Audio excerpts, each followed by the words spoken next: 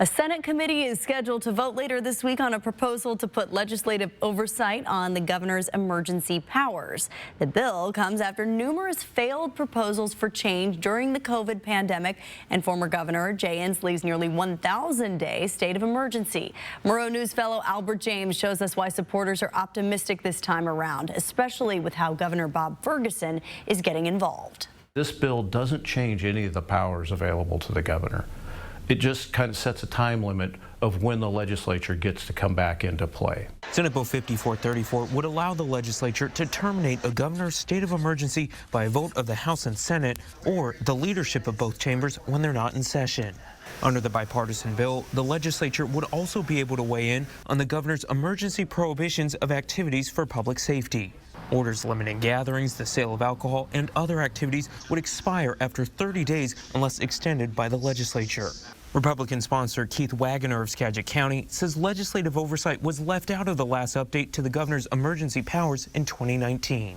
Reform proposals were pushed during former Governor Jay Inslee's over 2-year state of emergency during the COVID pandemic, but they never made it into law.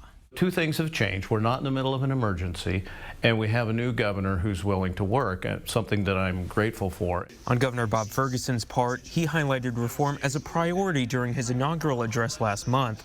And as first reported by the Washington State Standard, Ferguson even made a call to a committee chair to hear the bill last Friday.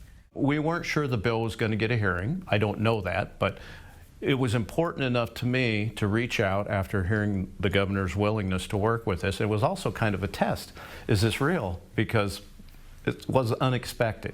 Business groups and others testified in support of the legislation at last week's hearing, but some individuals argued the bill doesn't go far enough to let the legislature limit the governor's powers. It's like when I get a big box for my birthday, I open it, and inside is a really small toy. That's what this bill is. It's a small tidbit we actually get out of it. The bill is slated for a committee vote on Friday. All legislation not necessary to implement the budget have to pass out of their committees by that day. In Olympia, I'm Albert James reporting.